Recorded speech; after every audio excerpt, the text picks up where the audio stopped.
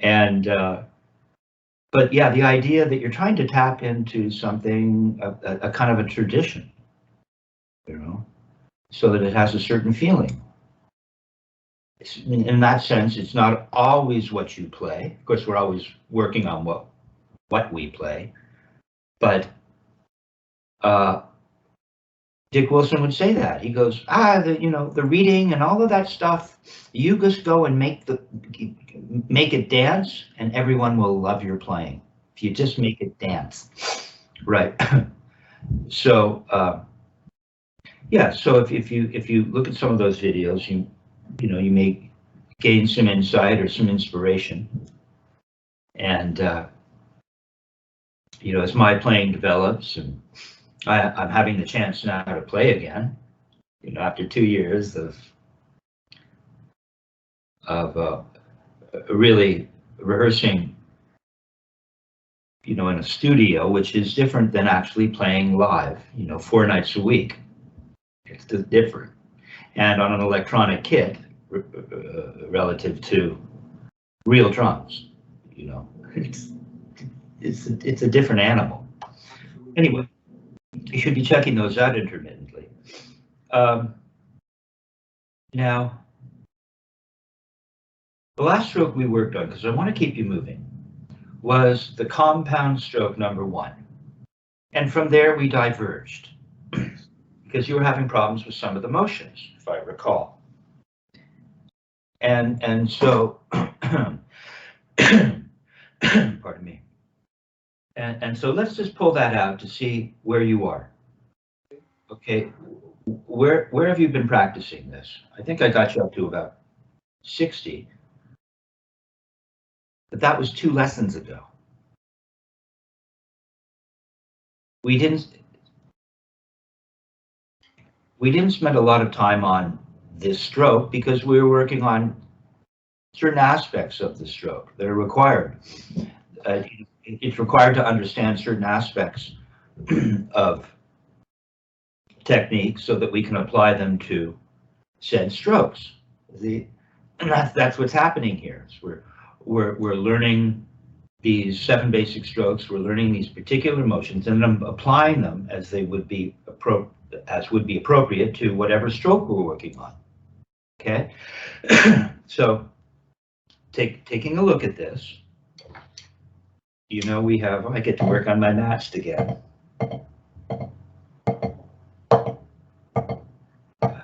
We have. So we have an appoggiatura, which is a double, and then we have an accent, right? So that means we have an accent with this technique, pretty likely that we're going to have an upstroke. Where is that upstroke?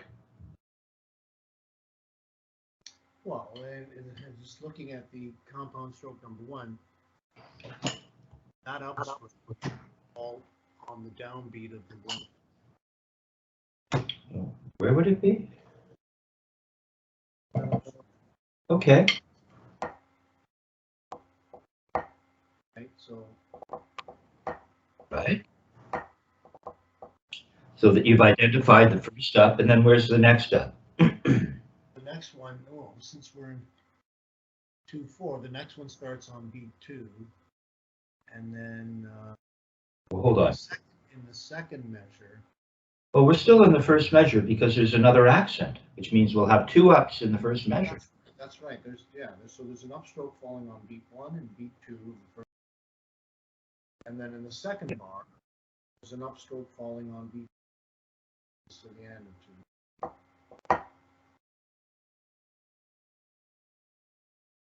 So in the second bar, the upstroke is the right. In other words, in the first iteration of sticking would be the right. Exactly. That lands on the 2 after the 4/16 notes, right? and so the 4/16 notes are going to be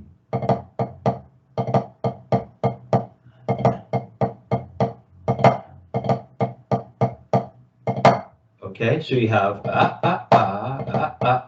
That's how it starts.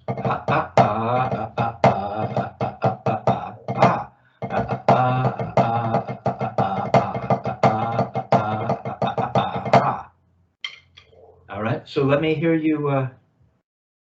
Let me hear you play this. So where are we here? Oh, I gotta grab this. You set it to 60. Want to try it at 60 then?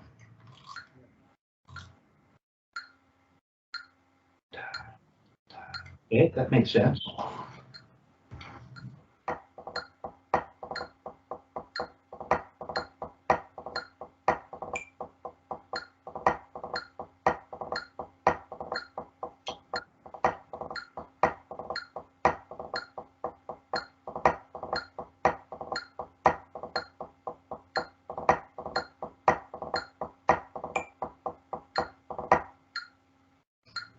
Keep playing. Okay.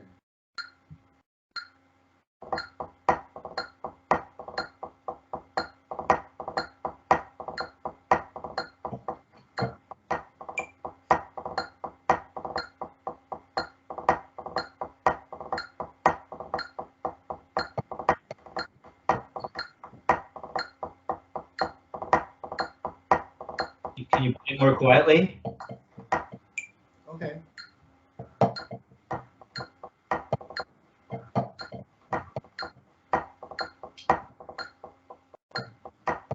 Listen, I'm going to play more quietly, then even the accents are going to be more quiet.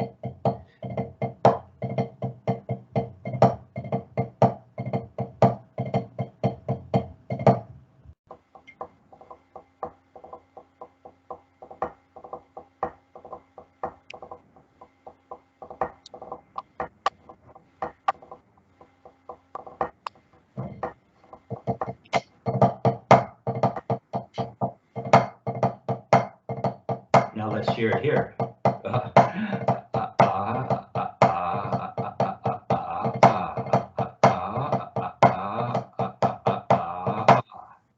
Now let me hear it with a more volume and a bigger accent.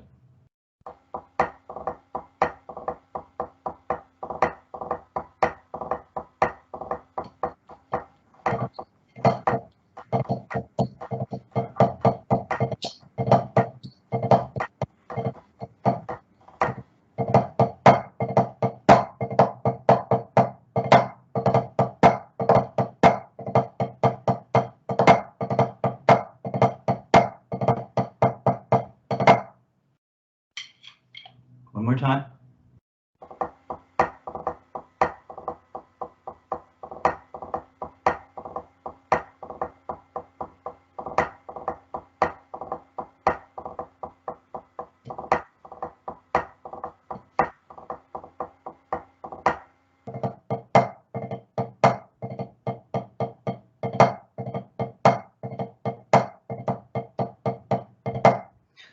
Do you feel any squeeze and release? Yeah, feeling when I go to play the upstroke, because I've been really conscious of this, I've been working on this in a very meticulous and diligent way, just getting that feeling out. We talked about the last time, just getting releasing the wrist and just getting feet to touch the pad. Like you're just leveraging the stick a little bit, and then throwing without having that excessive activation of the upward motion of the arm and then the countervailing. It's really explicit.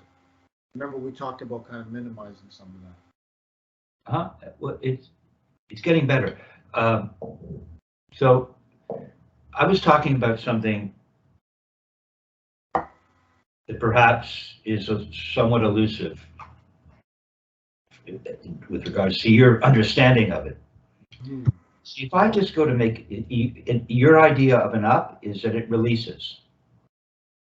And maybe that's often the case. But if I were to just be here at parallel beat at the floor, and I was going to make an up, there's not much to talk about. I'm not feeling a big release. I don't think. Neither am I. I mean, maybe that was just a. No, stay with me, Joe. Okay, just hang with me here. So if I just do this, just make a little tap. From parallel, just make a little tap. You're more flat, you see these days? There, just make a little, just make a tap. But I'm not hearing anything, watch. Watch. Okay, let's do that again. And I don't need you to push it down. It's so easy, so you really could think of it as just gravity or the gentlest little turn. You don't push it down. Not for what we're doing. And now don't lose your parallelness. Come on, get the stick flat, get the butt end down, flat. Right? Remember, if there's a little angle change, tiny little angle change. Yeah, there. Don't get too loud. Wouldn't be that loud. Wouldn't it just be this if you're just letting it fall, making a tiny, tiny turn from this far away? Remember, volume in this technique comes from how high you turn. And if you're only turning from a ½ inch, it shouldn't be very loud. There.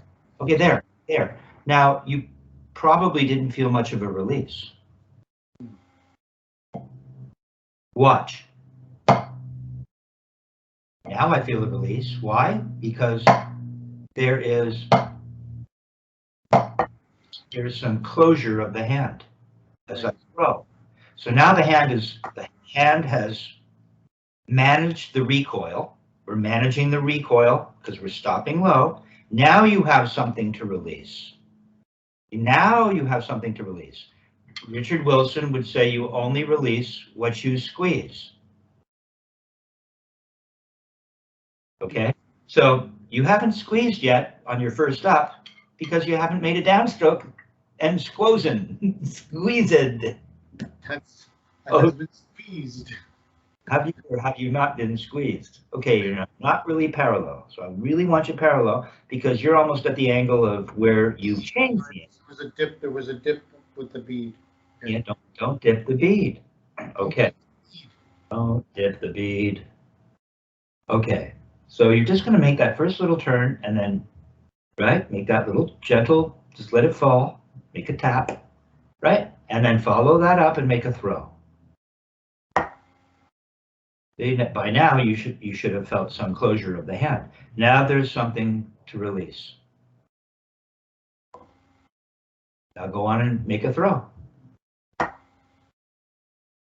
Feel the hand close from the wrist. Don't make too big a deal out of it, which is what I did. Yes. Martinez helped me through that because I came away from Richard Wilson. Because Richard Wilson, on every script, in other words, in our written lesson, we call them scripts. Yeah. Like your prescription. Yes. For what's ailing you technically, right?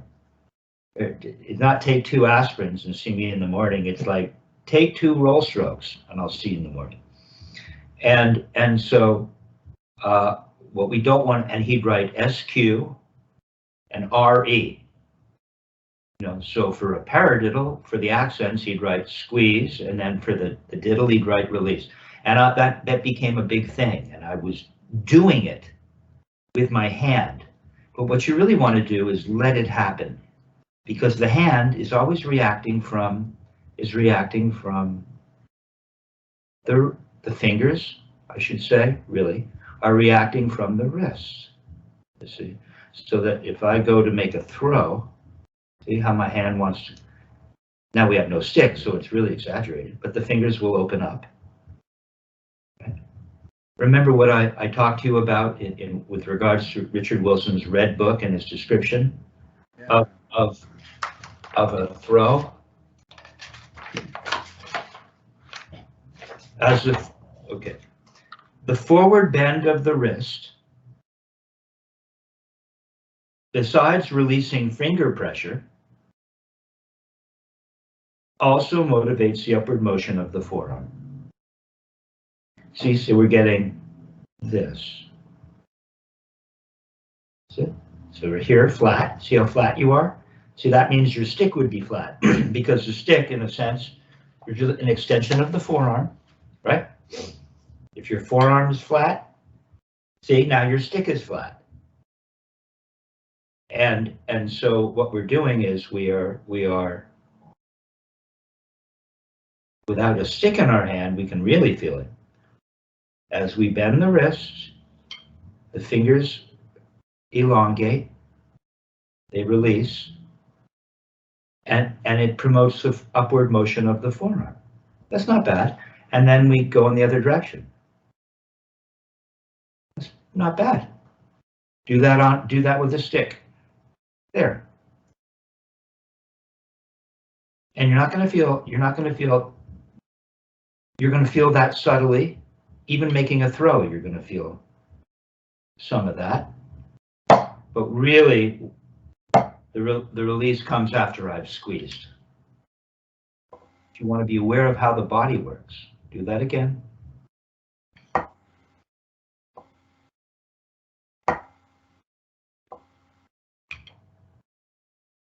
Nice one, smooth motion. Once you get it started, it's in motion.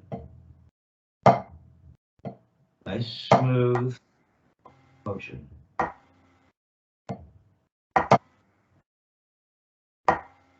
Good. Okay, it's getting better.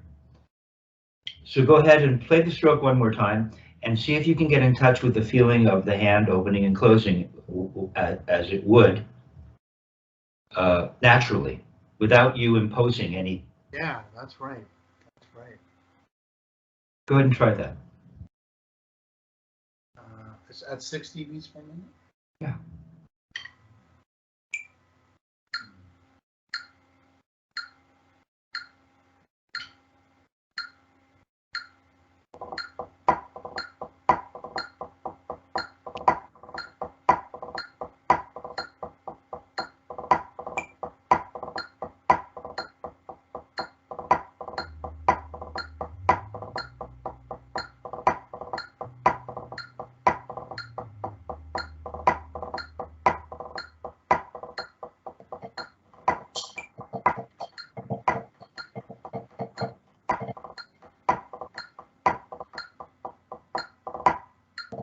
It's getting better.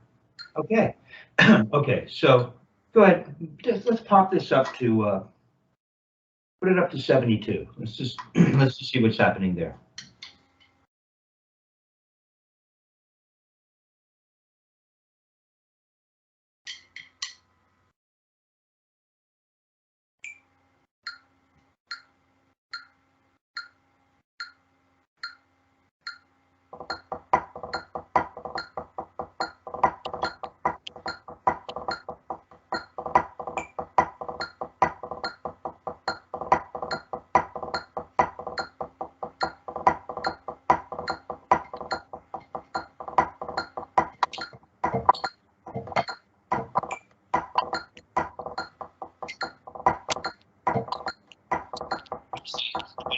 But it's in this world, isn't it? Spivack up and down exercise on one. Go ahead and do that.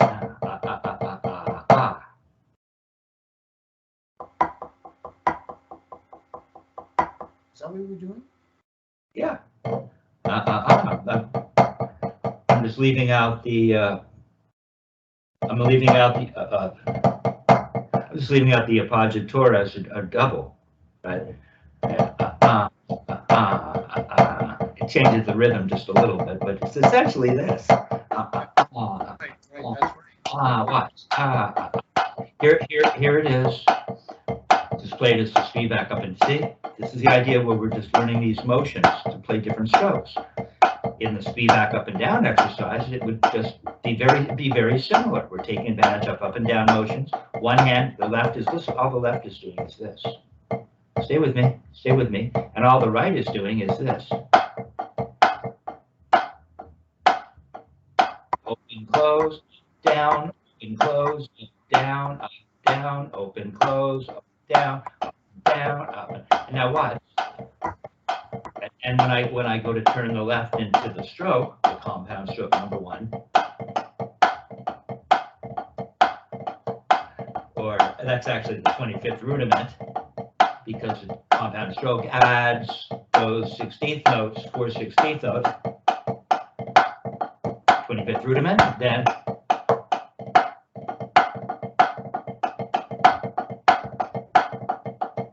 that's all it is. And as Martinez points out, by separating, by playing on a different surface, it helps you identify which each hand is doing. And what you learn is, Joe, is that it's more simple. These strokes are often more simple than you think.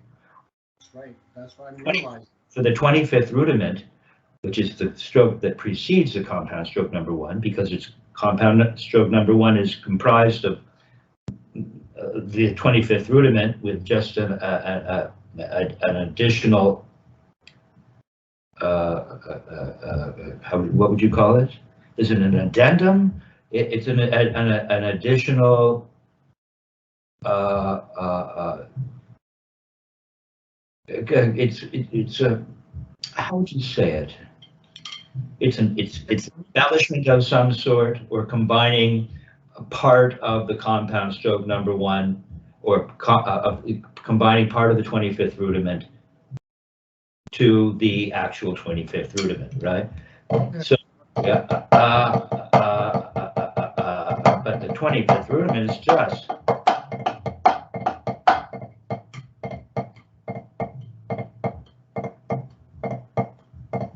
isn't it?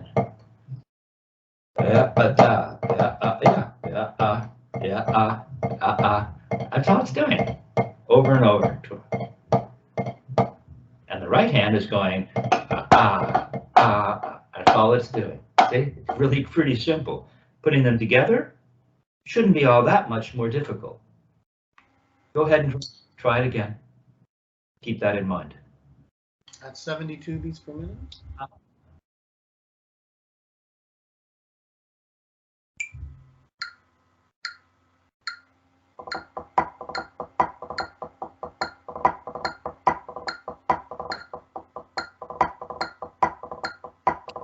Way. Go the other way, Joe. Other way. Okay.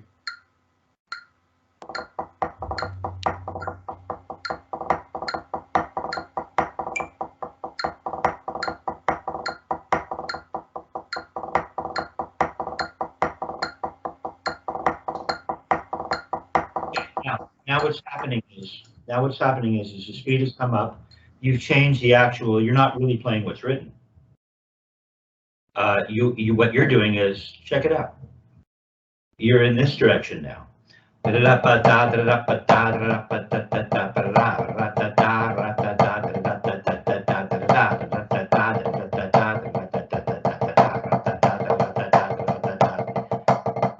would be if I'm just playing the 25th rudiment part of it. But I want this.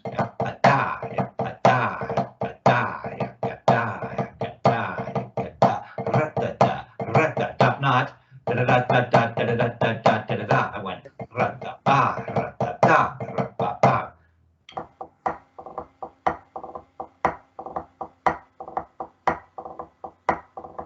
now play the other way. The other way. No, my fault. Play now.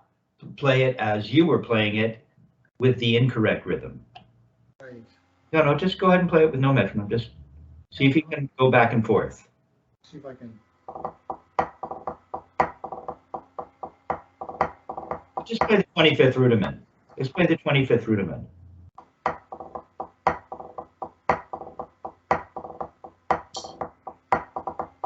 There it is. You were playing 3 rebounds for a minute.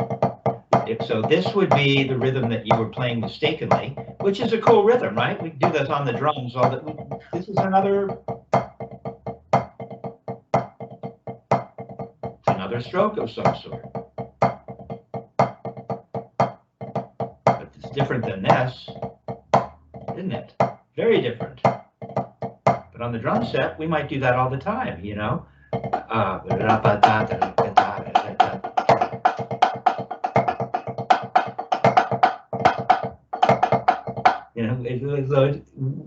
We use that all the time, but that's not what this stroke is.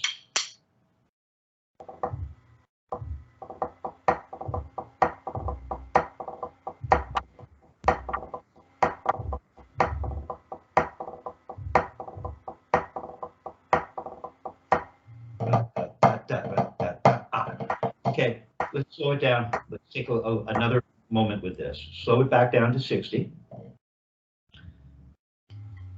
And I'll just tip you to what I think you're not quite locked into.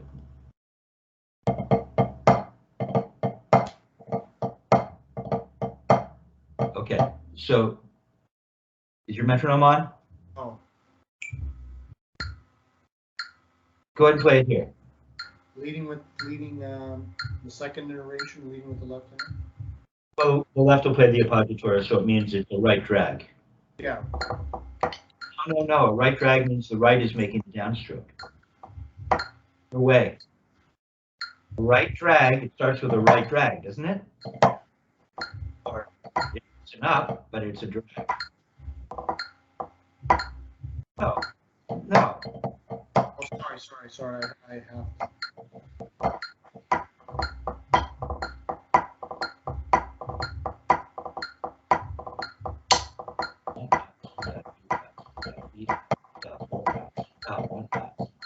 Okay, slow it down to 40 so that I can help you understand this.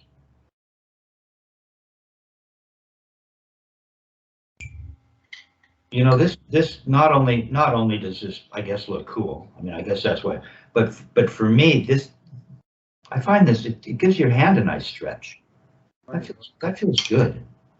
Okay. So watch, and listen. And then you'll be watching yourself, listening to yourself, and then you can include feel. Or maybe you can feel vicariously. I don't know. So if the metronome is on at 40,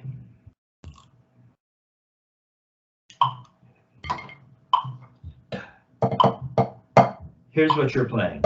1 and 2 and 3 and let's just play the 25th rudiment. 1 and 2 and 3 and 4 and 1 and 2 and it's in 2. 1 and 1 and 2 and 1 and 2 and 1 and 2 1 and 2. That's what it is, right? So here's what you want to play. Don't play for a second. Oh, let's see.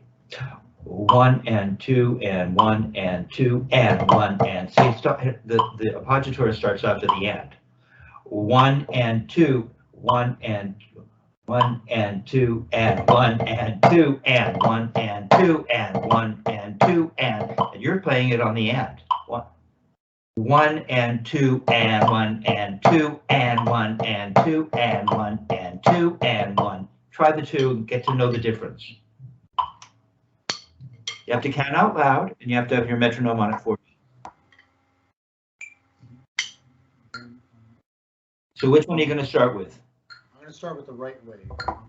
You count out loud.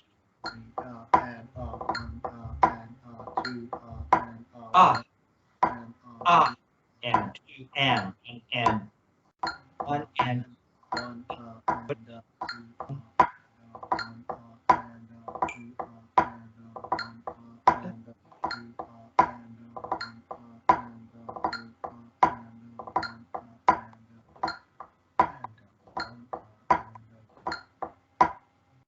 playing 2 16ths in a minute. 2 and 1 and 2. So it's after the 1 and 2 and 1 and 2 and 1 and 2 and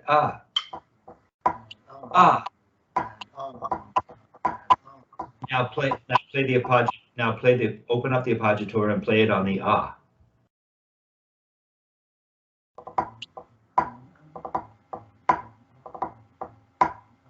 1 and 2 and 1 and 2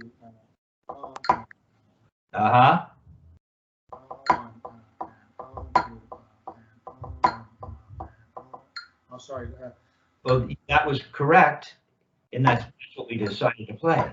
See, that's what you're doing, especially as the speed comes up. That's not the stroke. Yeah. Now play just after the properly. Keep counting. And 1 and 2. Okay. So let's keep moving. So what you're going to do is you're going to play, I'm going to have you play the 25th rudiment again. We'll go over the 25th rudiment just with the first and second iteration. And playing it one way and then the other way. In other words, the correct way and then the incorrect way, which isn't incorrect necessarily. It's a way we could use the same sticking, but with different rhythm. Okay, and then you're gonna continue to work on the compound stroke, and you're gonna play it from 40. And I suggest counting out loud like that, right? So count out loud, and so it's getting better. It's good, see, and you can go back and forth, but you weren't aware of the distinction, but you are now. Yeah, it's good, right? Okay, so see, there's no more of this. Yeah. There's no more of, what is it? Scribing a, what is it? Painting a scribe? What was it? An arch. Scribing an arch?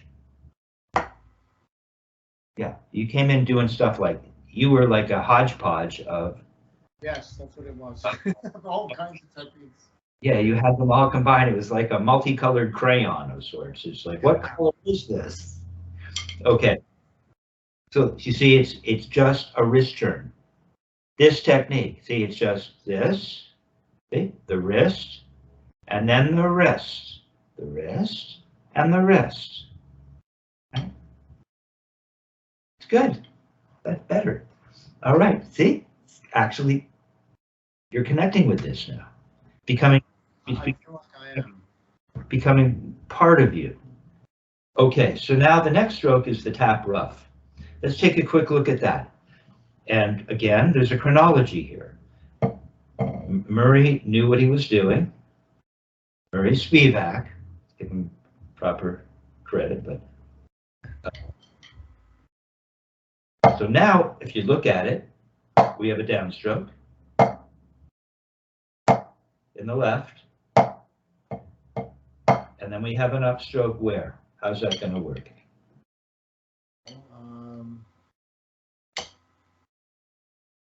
We're leading with the left hand, so we're going to have an upstroke happening on the and of 1 there,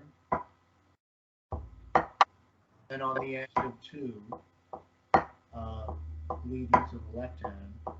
So the and of 1, the upstroke starts with the right hand leading to the right, to a right hand accent on B2, and we have an upstroke starting on the and of the 2, leading to an accented downstroke. Right. At the start of the next measure. You see, and you notice what you're doing? Because Dick Wilson would say, yeah, you know, you're just playing, and you should be able to have a conversation. You should just be able to, like, hey, how you doing? Bring that over here. What is it? You should be able to have a conversation and play the strokes. Say, you know, what do you think of the weather these days? It's hard to know what's happening here in California with all this crazy weather. And you should be able to, and you were just doing that. You were like, okay, well, let's see. It's going to be a downstroke and then an upstroke on the, and you were just like playing without even thinking. Yeah, that's right. Okay, so you because these motions are becoming more ingrained, becoming a much deep-rooted part of my brain and body now. So that was nicely put. Word ingrained is good. Okay, so if we put the metronome on, we're going to start it at 40. Or no, just play this. Let's see where you are. Let's not let Maisel, the inventor of the metronome, right, dictate your tempo. You're going to dictate the tempo to Maisel. Okay. Okay, so just go play without the metronome. Find your way. Oh, okay. Nice and easy, making sure you're getting all the parts. Yeah.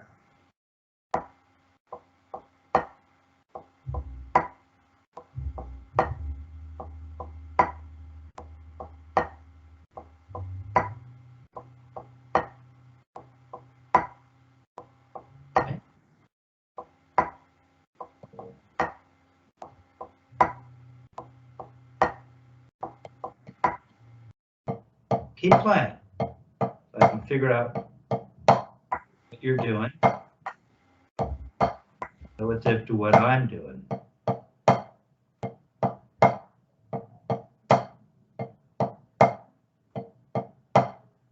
Look how relaxed it is. Look how relaxed.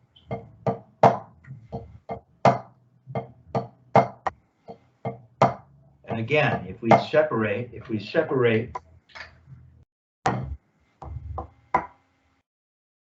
playing surfaces, what is it? So one hand is just doing this. Look what the left hand is doing.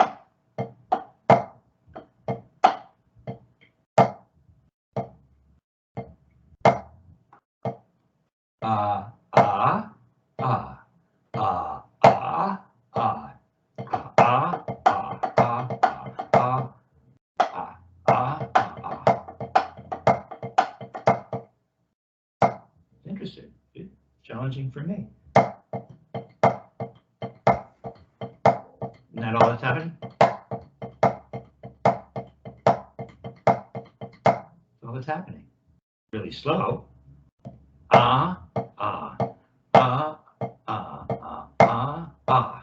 So it's a throw, a turn, and an up. Throw, throw, turn, up. Throw, turn, up. Throw, turn. That's all that's happening. All that's happening. Up. Put the hands together. Let's see who you are.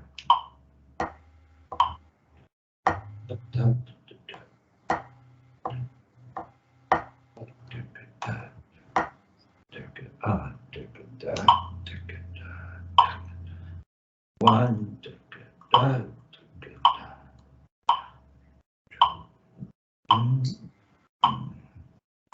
Okay, so put the metronome on at 52.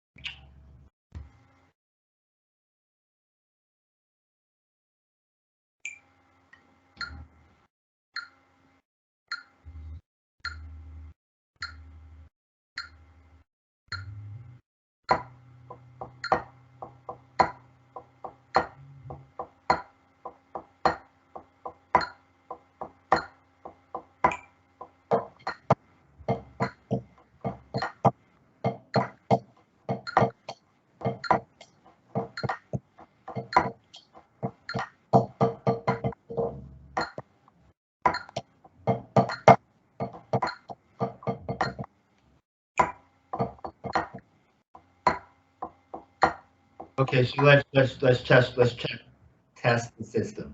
I was trying to zero in on each hand, get a sense of what you described as that throw, turn, and yeah. That's good. I was going to challenge you with regards to something else, because remember, we always want to be able to feel the potential rebound of everything. If you don't feel the potential rebound, it's not really, it's not this technique.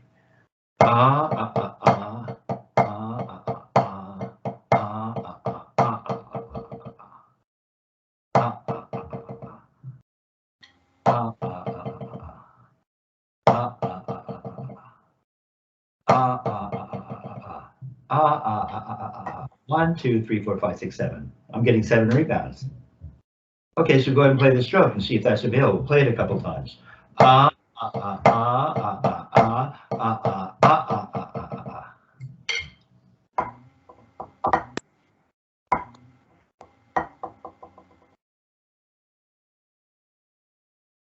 too bad. Try it again.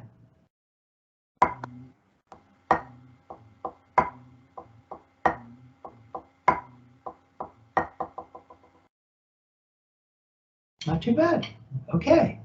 All right. So now let's move the metronome up to, let's put it at 60.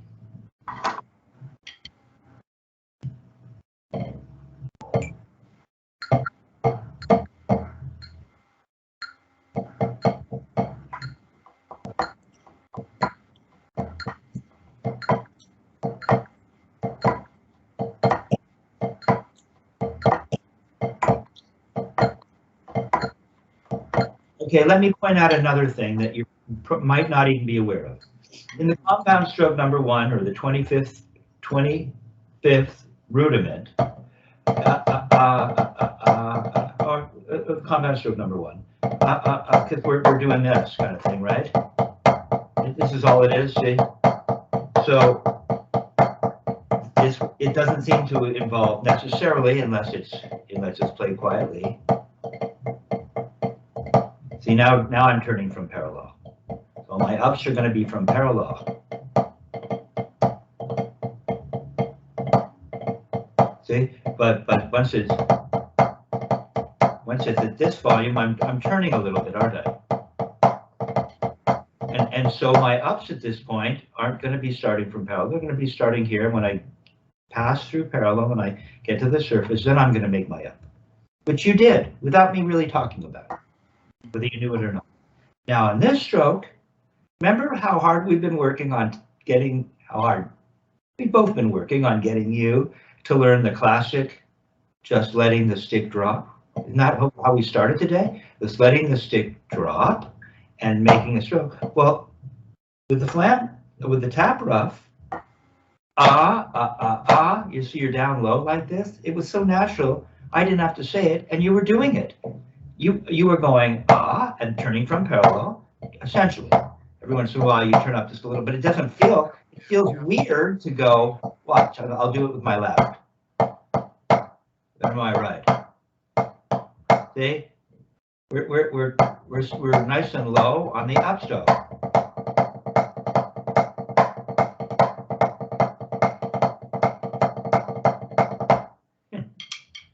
Go. Why would you turn up? Exactly. But that's not what we're doing. See, you're just turning from parallel. That's what I've been trying to get you to do. And you did it without even thinking. That's another good sign.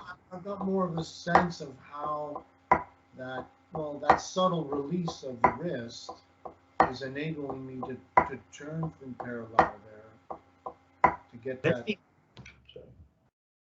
Let's be careful about defining our terms. Let's not use, what is it? It's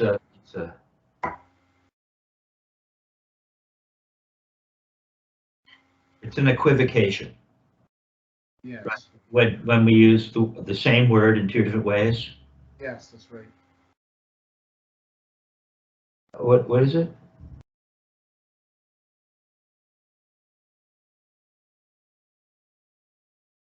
I'm trying to remember that that charming thing about what a good example of an equivocation.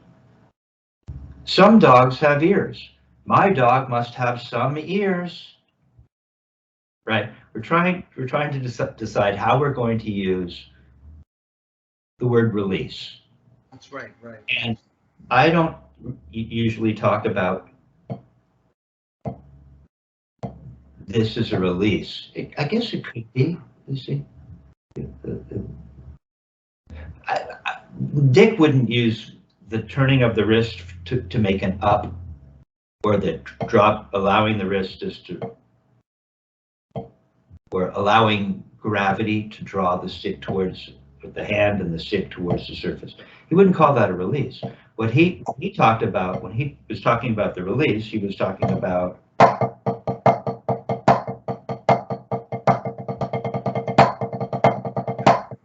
the release. The release happens after the downstroke, allow for rebounds, or even for a single note.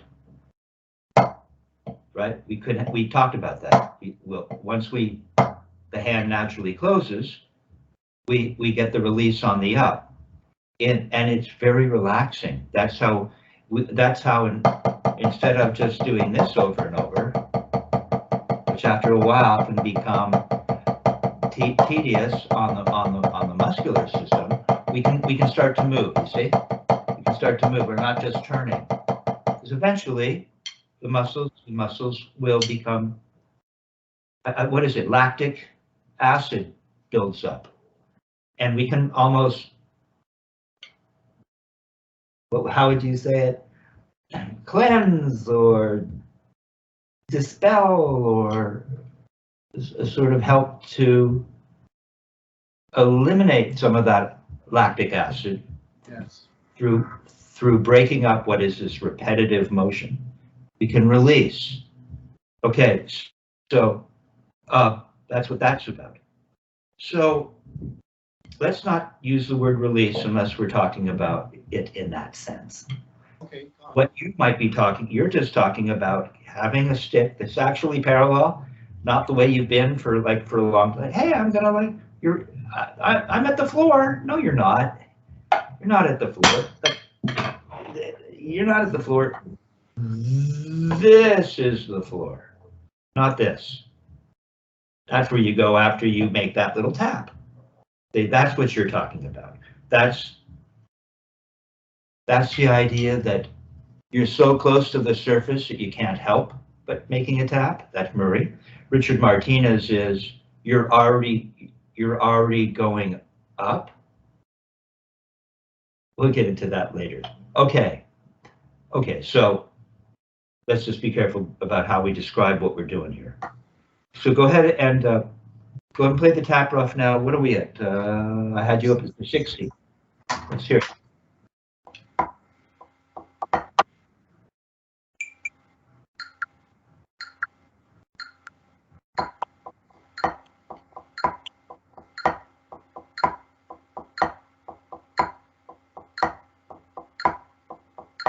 Now, what I want you to be careful of, I haven't really busted you on your motions at all, and they've been pretty good. And I think they're just going to come along on their own as you keep identifying the importance of the wrist leading. But I just feel like you're left. You want to hold it out a little, and you want to be careful not to use the bicep and see, look. I'll do it to my right because my right's more used to this position. But if you hold the elbow out a little bit and you come up and you shove down, just go ahead and try that to get that feeling. See, because for some reason, I feel like your left is like this. It's behind you. You've got a little of this going on. Do you? Yes. Drop your arms by your side to find out. You see how this is hanging straight? It's hanging on a hinge. It's a fulcrum, the shoulder fulcrum. It's just hanging. And you bring that up. This just stays like this. It stays like this. It's not like this and out. That might be better. It feels better. Okay, well, I don't want you doing this, so when you go to show me, I felt like you really want to stay, you just want to rotate and leave everything, so it would be like that. You don't have a swivel stool. No, I do. It's just... Okay, something's already wrong. If you're going to think of it in this way, why is it that when you turned like this, you brought your forearm in to your body? It should be, it should just stay right there, and the whole thing should swivel like a statue. I'm turning you on a pedestal. They're going to show off your great positioning. The perfect snare drum positioning, snare drum technique. Go ahead and rotate. Okay, even if it doesn't rotate, you can swivel around on a stool that doesn't rotate. Yeah, sure you can. Okay, it would look like that, right? By your side. Okay, now come around. It would just look like that. There's see it changing as you. Okay, so I want you to consider that. Now, see, it looks like it's more by your. I lost you there. I did you in a good position. It looks like your arm. Let that arm. Let the arms relax. Okay, and then all that's going to happen is we do this. Go on. Right, and then we cock our wrist. The elbow shouldn't end up out further. If anything, as you do this, it goes out a little. Yeah. Just like that, and then cock your wrist. And it comes back in. Do it again. Now, wrist. Don't point your finger. First finger as you go up. Maintain your grip. Okay. Pronate. The elbow will react ever so slightly. Do it again. Just pronate and wait. There. And now see, all that little bit of weight will come cascading back to your body as you cock. There, okay? Good. Okay, so flam tap is, put it up to 72. Hearing my, it's okay. Can't have too much of you know who.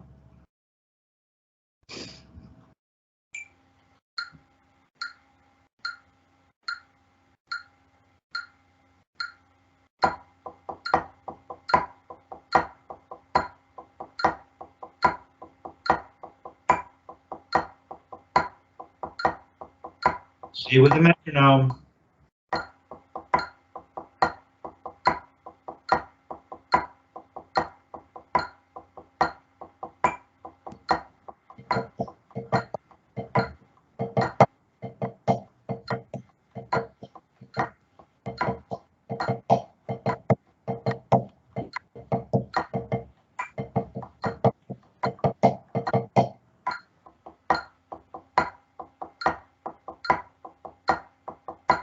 Okay. I just worry that you, as it speeds up, you begin to hold your elbows to your body a little bit, and it starts to, instead of just watch me. It's good though, it's fine. That'll all loosen up on its own without spending an undue or without spending an excessive amount of time going through every little piece of how your body is working, or the anatomy is not functioning as efficiently as it could. But see, it starts left, right? You can see a certain kind of. You don't want to exaggerate it.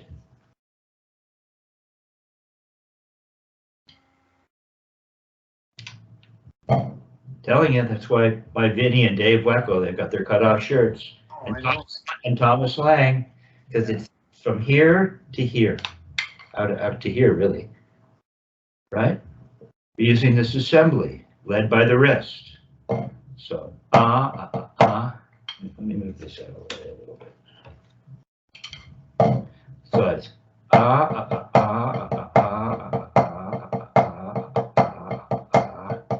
You see, now just notice my. Try to get myself straight to the camera.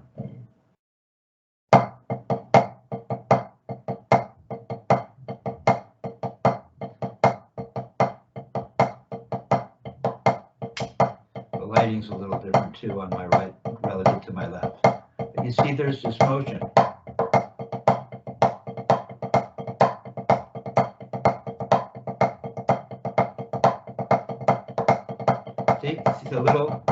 See the little motion here? Even when I go faster.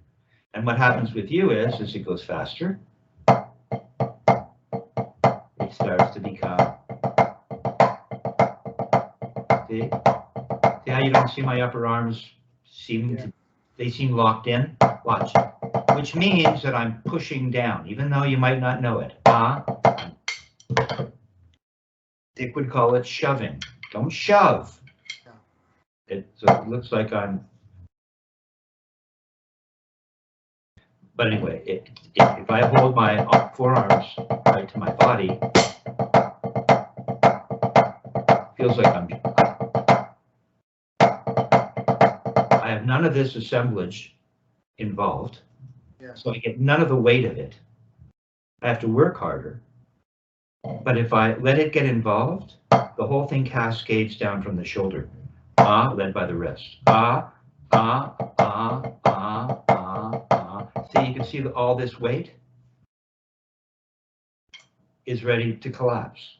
Whereas if I lift and don't allow this upper arm to react to the wrist, none of this weight is involved. Now I have to use muscle, bicep muscle, to shove it down. So it kind of looks right, but it's not this. See, it should look like this. Not this. So you have to work on that.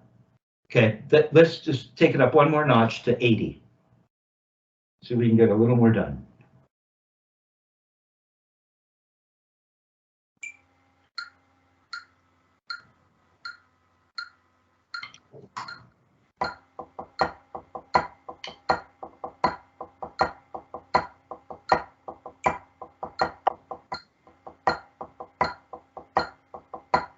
not bad. Always come to the, always come to the floor. Every once in a while, you don't really come to the, but not bad. Right? You want to come to the floor, so you're parallel, so you can make that little up motion that you were talking. You called it a release. You can make that little up motion. That up motion. And maybe it's a release in the sense that the hand is at that point opening and closing, isn't it? Open, close, open, close, open, close, open, close, open, close, but so subtle. And it's not squeeze, release. It's so subtle. Open, watch. Here, I'll do it real quick like this. Okay. Let's see.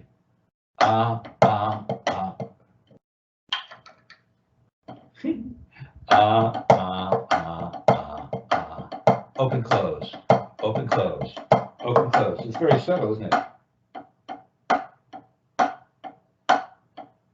Okay, open, close, open, close, open, close, open, close, open, close, open, close. Squeeze open, squeeze open. Close open, close open, close open, close open, close, close, close, close. Squeeze, squeeze, squeeze, squeeze, release, release, release, squeeze. But it's tiny. It's happening. I'm not doing it. It's coming from the wrist. Okay? Okay, so there's that. Now, let's just take one quick look at, because, you know, I gave you something that was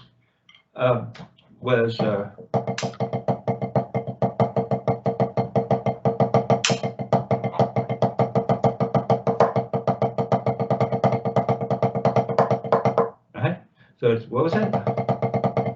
How did it start? Well,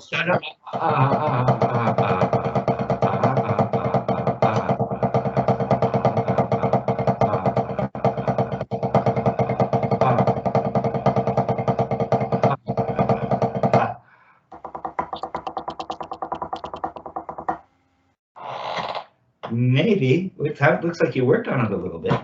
So let's, because I want to just get to roll strokes or something that gives you insight into doubles on the rebound. Okay, so you've been working on that, right?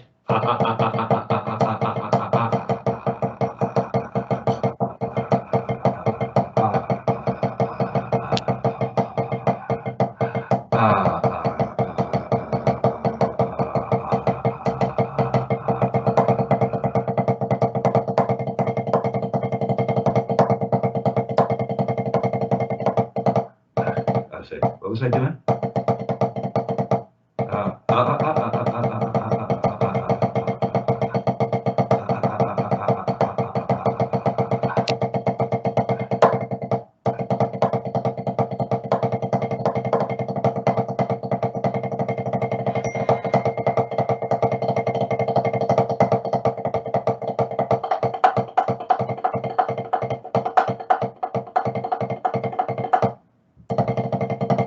So, if we, pardon me. So if we were to just slow that down, so we're just doing, so it's an offshoot of that little exercise I gave you. I don't know if you put it on the drums and worked on it at all.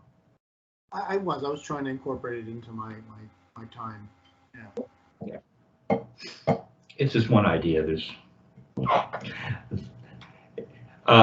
and so yeah. So let's see, because we're thinking about we're playing doubles on the wrist.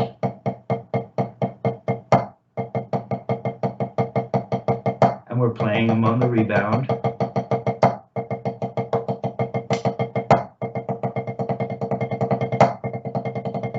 Okay, so what we're doing here is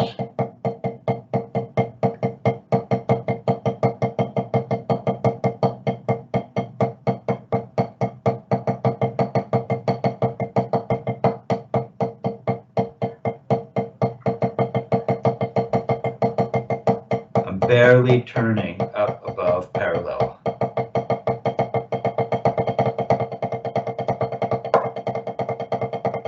Here I'm just really turning from, parallel. But we're going to start it off more slowly. Let's just see where you are here. So just go ahead and do that. We're doing right, right, left, right, right, left, right, right, left, right. But it's one turn for 2 notes.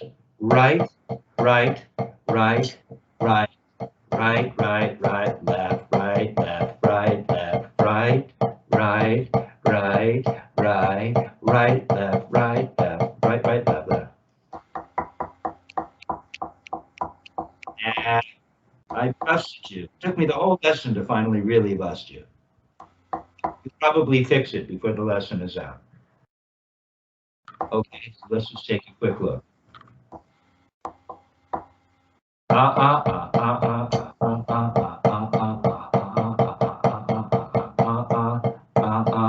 See, it's just this.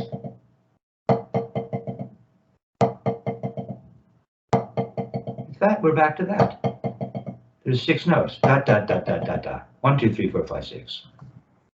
There, you're only turning once and getting 6 notes. Why did I ask you for 2 and suddenly you go 2 wrist turns? Just proven you can do it. It's just 1 turn for 2 notes. Uh-huh.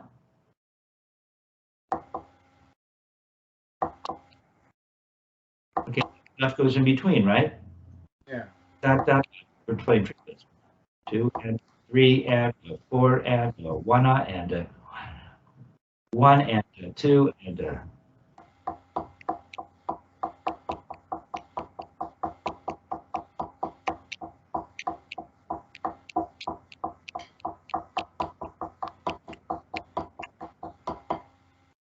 got the idea?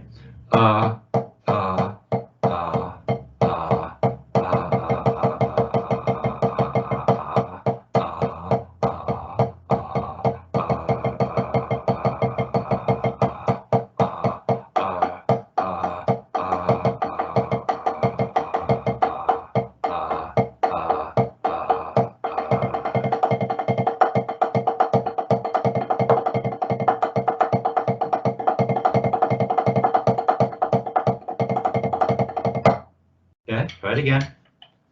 1 turn.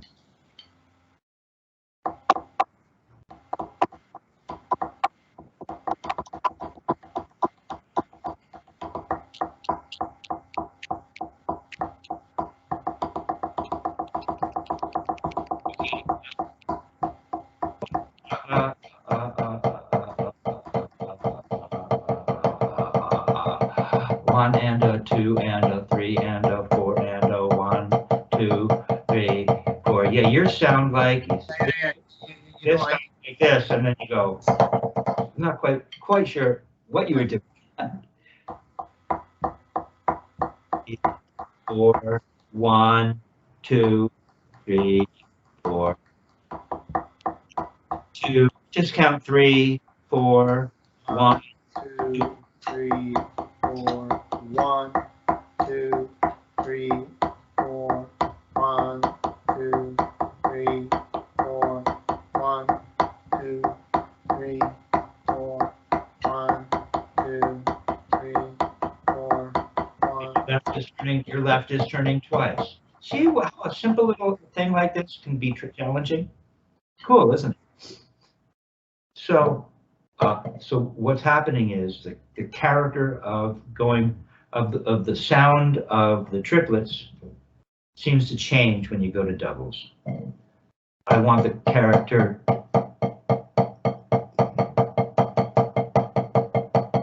See, there's a tone. Doesn't change that much. It doesn't go.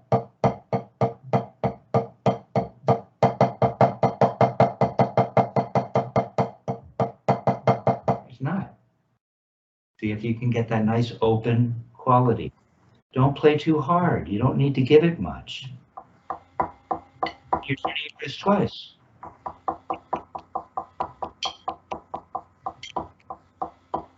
Turning your wrist twice for the slow rebounds.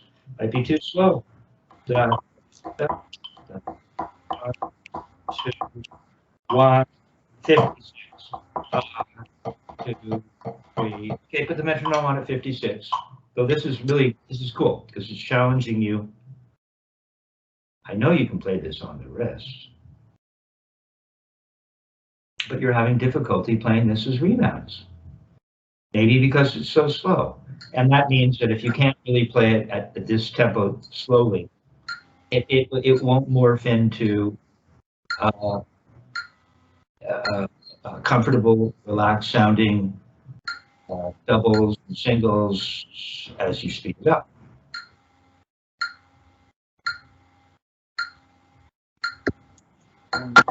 No, you're turning your wrist for each note in the right.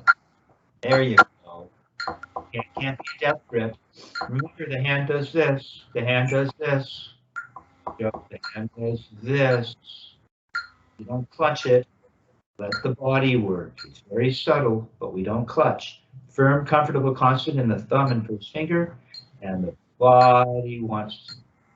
Hand works. The fingers work in a certain way from the wrist. Oh, turning twice.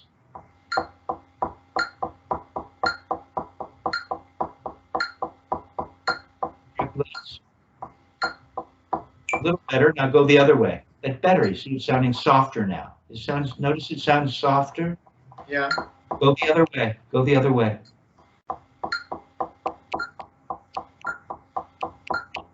No, turning your wrist twice in the left.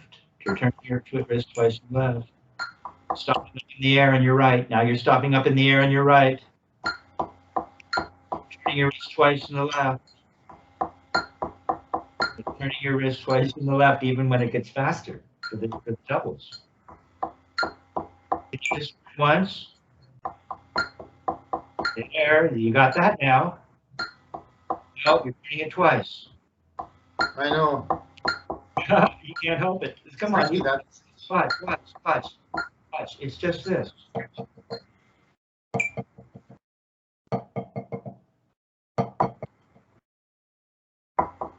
Look how many rebounds. Why can't you get two? There it is. Dot, dot, dot, dot. There it is. There it is. It eluded me for a bit there. Sorry. No, it did. That's what this exercise is about.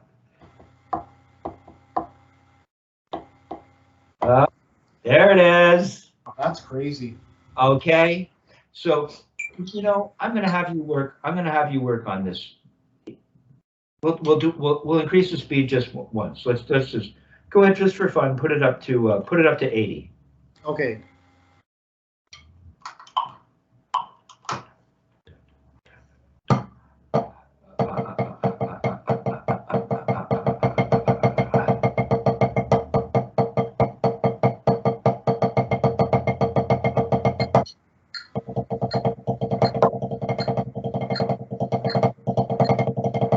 So this is twice as fast.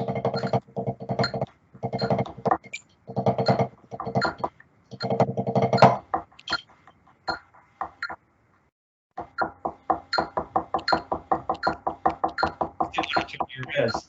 Play more gently. Watch how gentle it is from this. Watch from this height.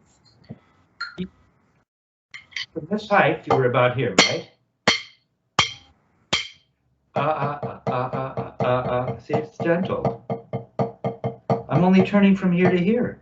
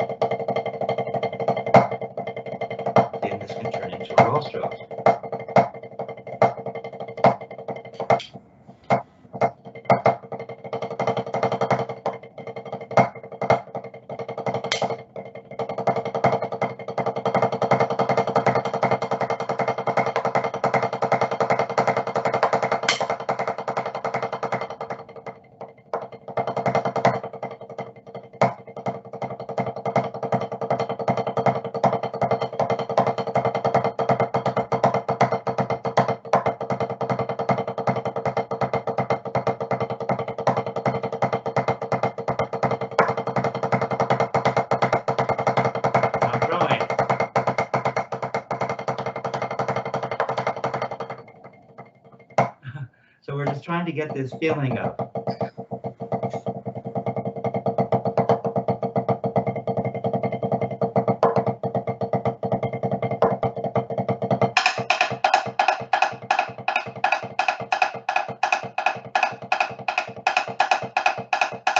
See? You notice that the speed of this barely changes?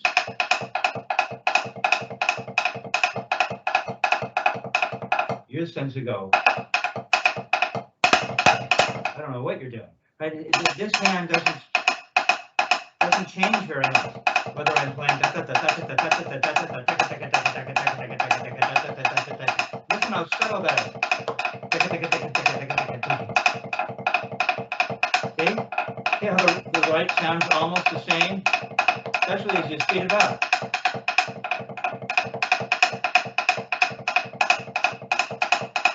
See, I'm playing that.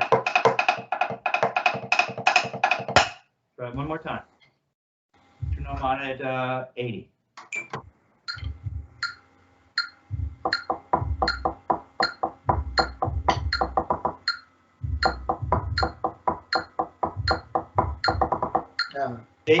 See how your right seems a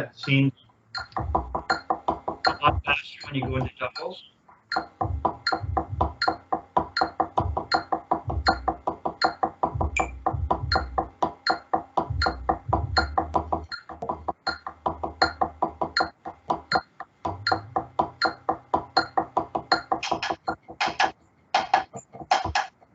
Okay, so put your left on your cap.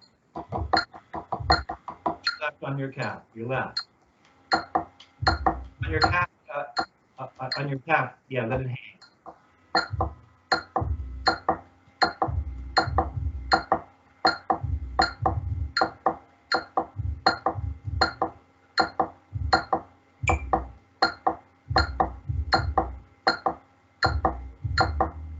See how they're very similar, if you're doing what I think you're doing.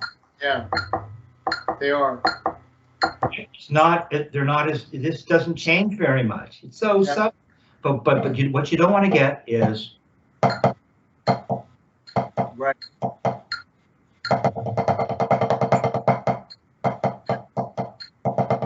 Got that funny look. Doing it wrong gives me a. Yeah, I know what you mean. I don't know how to look cool and do that. But so what we're trying to do is watch. See how the two notes. Watch. It doesn't sound like this. Like that pull squeeze thing. It's nice and even.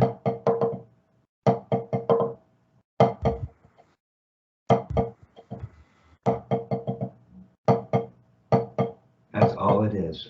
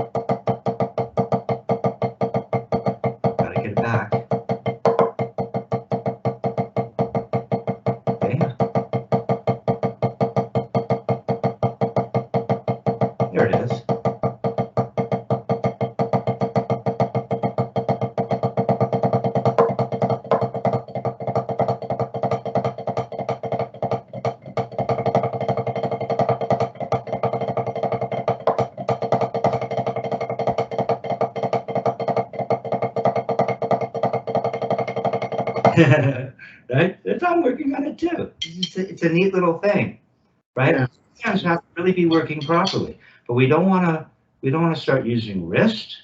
Exactly. But we want to listen to ourselves, and we want a nice, soft, natural impact based on the fact that we're not turning very high. Okay? Cool, man. So it is coming along. That's this last little exercise. Let's see.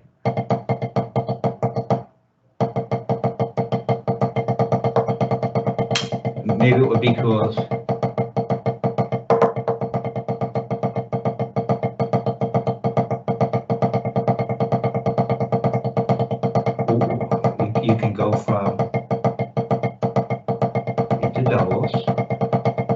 after you've warmed up a little bit doing that. And you're really just turning once. See? Turn, turn, turn, turn, turn, turn, turn,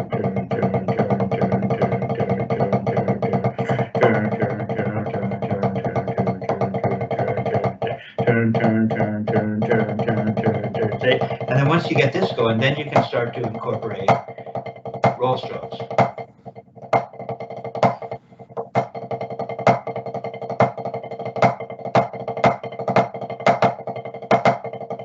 There's the motions, there's the up, there's the squeeze, the release. It's all built in. Okay, so you can take that and blossom that into roll strokes. So we're working on roll strokes as rebounds. Okay? So, yes, to use your words, it is becoming, the technique is becoming more ingrained. Yes. And you've got that LA look. You've got that, starting to get that. What's so funny is both, you know, people call it the West Coast technique, but Murray and Richard were both from New York. No, they, you know what's interesting? It's interesting that you mention that, because when I look at, say, the cover of Syncopation and you look at Ted Reed's right hand, it very much looks like this. Okay. And then another, it very much looks like this. That's one observation that I've made. Another observation is that I remember looking at a photo of Sonny I Go with a young Tommy. They were both in the photo, and I was looking at Sonny's right hand in particular. I could tell that he was using a 3-point grip. Just looking at the hand, I could tell he was using a 3-point grip. So it's interesting, because I think elements of this technique, I don't know if it was, because, like, you have to ask yourself this, like, where did Murray get this information from? You know, how did he develop it? Well, there are just certain minds. I mean, how did Buddy develop? Exactly. And then Murray passed it on to Richard, and then, like, was Richard, because Richard was from New York, was he studying with Murray Spivack in New York? Yeah, I believe so. Okay, there you go. So that's kind of the joke. Okay, oh, that's like a West Coast thing. It's like, no, it's not. Those guys are from New York. What are you talking about?